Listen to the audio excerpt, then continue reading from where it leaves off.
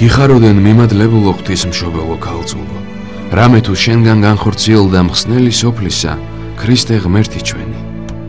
იხარებთ შენცა მოხუცებულო მართალო სვიმო, რამე თუ მიიქუმ კლავთა შენთაგან მათავისუფლებელი სულთა ჩვენთა, რომელი მოგვანიჭებს ჩვენ დიდ საწყალობასა.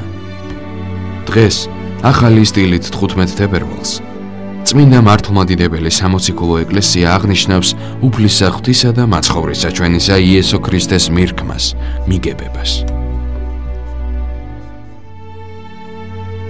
მირქმის დღესასწაული არის დღესასწაული ადამიანის შეხვედრისა უფალთან იესო ქრისტესთან. უფალ იესო ქრისტეს მირქმა ერთ-ერთი უძველესი დღესასწაულია, მაგრამ იგი მე-6 საუკუნემდე გამორჩეულად არ აღინიშნებოდა. იმპერატორ იუსტიანეს დროს ანტიოქიას თავს დაატყდა საშინელი მიწისძვრა, რომელსაც უამრავი ადამიანი ემსხვერპლა. ამ უბედურებას ისიც დაემატა, რომ ქვეყანა შავი ჭირის ეპიდემიამ მოიცვა. ამ განსაცდელის ჟამს ერთ კეთილმსახურ ქრისტიანს ღვთისგან ეუწყა, რომ მირქმის დღესასწაული უფრო განედიდებინათ. როცა ამ დღეს ღამისთევის მსახურება და ლიტანიობა აღასრულეს, ბიზანტიაში ეპიდემიები დაცხრა და ხალხმა ღვთისაგან ხსნა მიიღო. ამის შემდეგ უფლისადმი მადლიერების ნიშნად ეკლესიამ განაჩინა მირქმა მაცხოვრისა ჩვენისა იესო ქრისტესი უფრო საზეიმოდ აღენიშნათ. აღმოიყვანეს ყრმა იგი იერუსალიმად დადგინებად წინაშე უფლისა, ვითარცა წერილარს ჯულისა უფლისასა. გვაუწყებს წმინდა ლუკა მახარებელი.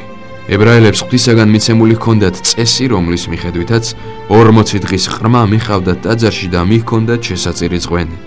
რადგანაც ყოვლადწმინდა ღვთისმშობელი და მართალი იოსები შეჭირვებულად ცხოვრობდნენ, მათ უფალს ზღვნად მიართვეს მტრედის ორივე მართვე. საღვთო ყრმამ ღვთწოვანმა სვიმეონმა მიირქვა.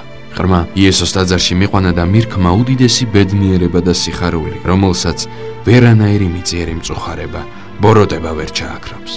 ამ სიხარულთან ერთად წმინდა სვიმეონ ღვთის მირქმელი ყოვლადწმინდა ქალწულს იმასაც აუწყებდა, მახვილი რომ გაივლიდა მის გულში და ისეთ ტანჯვას განიცდიდა, დედამიწაზე არასდროს არავის რომ განუცდია.